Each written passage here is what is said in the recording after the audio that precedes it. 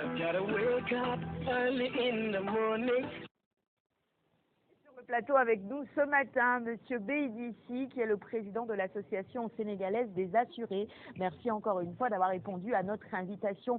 Vous avez vous-même été de l'autre côté, c'est-à-dire dans les assurances, avant aujourd'hui d'être avec nous autres, les assurés, qui mieux que vous pour défendre nos intérêts. Allez, finalement, vous avez posé la première question parce que j'allais lui dire, ben, est-ce que qu'est-ce qui vous prédestinait dans votre carrière professionnelle à être à la tête d'une telle structure? Mais je pense que Sarah peut presque poser la question.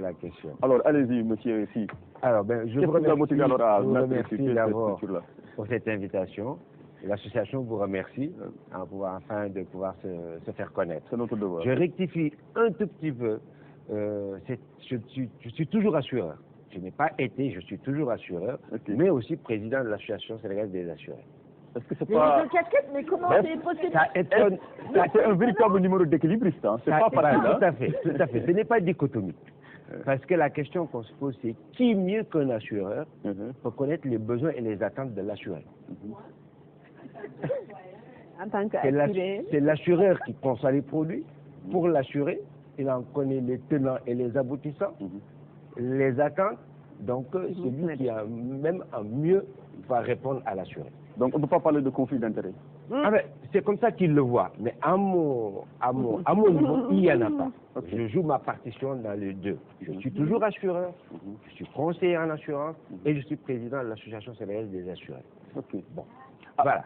Donc souvent, ça crée un petit quiproquo, mais bon, il n'y en a pas. Hein. Ce n'est que comme ça. Voilà. Donc bon, pourquoi l'Association sénégalaise des assurés? Vous me demanderez. Comme vous me demandez tout à l'heure. Donc c'est après une formation donc, en assurance en Europe pendant 25 ans que je suis revenu donc, au Sénégal pour embrasser le marché sénégalais de l'assurance en démarrant dans une compagnie comme cadre en assurance.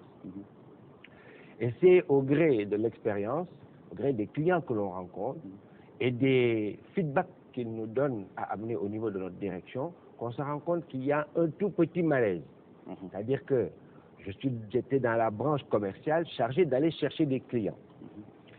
Donc il y avait des promesses qu'on faisait aux clients et en cas de réalisation de sinistres ou de demandes de ces assurés, on se rendait compte qu'il y avait souvent un problème entre ce qu'on leur disait et ce qui se faisait. Est-ce qu'on ne peut pas parler carrément d'abus? Pas d'abus, je dirais une malinformation. Un déficit de confiance même. Un déficit de confiance, ça c'est la conséquence de ce manque d'information. Le client, en fait, l'assuré est mal informé. L'assuré est mal conseillé. Ce qui amène quoi? Ce qui amène une peur de cet assuré vis-à-vis des compagnies d'assurance. J'avais fait une publication dans une revue de la place où je parlais de la peur des Sénégalais vis-à-vis des compagnies d'assurance. Dès qu'on parle de compagnies, ils disent « Ah, ce sont des... » Bon. Ah oui. Voilà. C'était une image, dans les détails, c'était une image qui n'était pas glorifiante. Alors, partant de là, des amis juristes, journalistes, assureurs se sont réunis pour dire pourquoi ne pas apporter donc, une aide à ces assurés, qui est quand même quelque part, sans eux, il n'y aurait pas de compagnie d'assurance. Bien sûr. Donc, quelque part même, vous faites en fait un travail aussi, on peut le dire, au profit même de ces compagnies d'assurance-là. Parce qu'en faisant ce travail-là, un peu, en assurant un peu les assurés ou bien les futurs assurés, sur l'importance peut-être de l'assurance, mais aussi sur peut-être comment vous pourriez leur venir en aide en cas de litige avec une compagnie.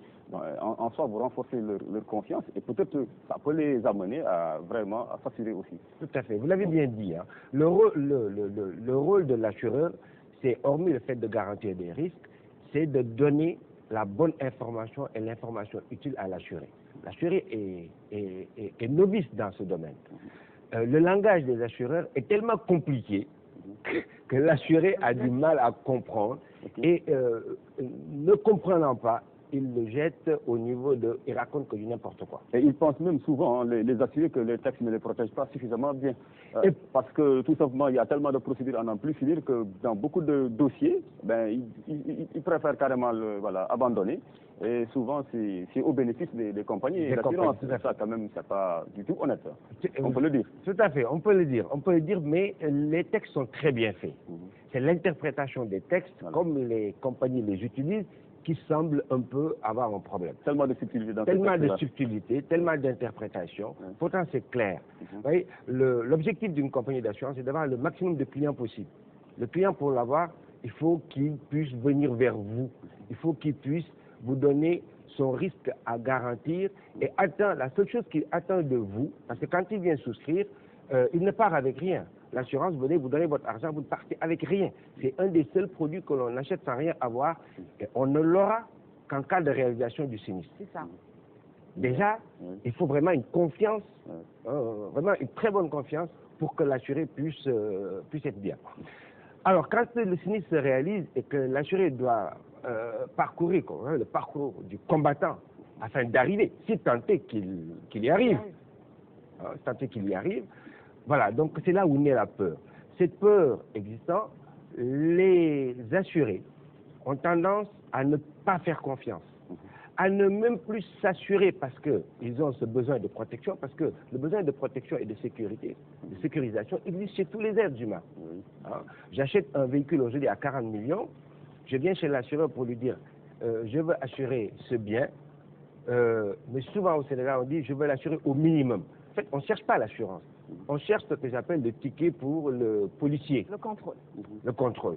Alors que le bien a quand même une valeur et on a envie que s'il y a un problème, que l'assureur puisse se substituer et indemniser. Mais souvent aussi, les compagnies d'assurance ne donnent pas la bonne information. Parce qu'en fait, beaucoup de profanes, ils viennent carrément dans un bureau, en fait, agréé par une compagnie.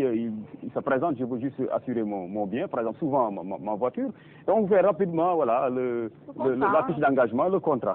Sans pour autant vous lire vraiment, voilà, tous les textes, faire part de leur subtilité, en fait, de ce que vous signez et de ce qui vous engage pas. Et c'est ça aussi là où le bas blesse. Tout à fait. Et je pense que la raison en est la course effrénée au chiffre d'affaires. Voilà. Donc, les conseillers, qui doivent être bien formés, vous vendent une prime. Ils vont vous donner la prime la moins chère pour que vous puissiez avoir votre petit bout de papier, peut-être pour aller circuler ou pour votre attestation. Mais ce n'est pas l'objectif de l'assurance. C'est-à-dire qu'en chaque conseiller doit exister un petit professeur d'assurance. Le profane qui arrive, en des termes simples, clairs, vous pouvez lui expliquer ce qui existe, ce qu'il pourrait avoir, ce qu'il doit avoir par rapport au bien qu'il vous confie pour que vous le garantissiez. Parce que c'est important. Et au bout d'un certain moment, l'assuré lui-même aura à prendre sa décision. Souvent, ça se vérifie. Un assuré d'emblée dit, oh, de toute façon, je veux quelque chose de moins cher. Vous lui expliquez d'une manière claire, distincte, précise, vous vous rendez compte qu'à la sortie, c'est lui-même qui va ajouter des options au bien qu'il veut assurer. Donc, il ne faut pas juste viser la poche.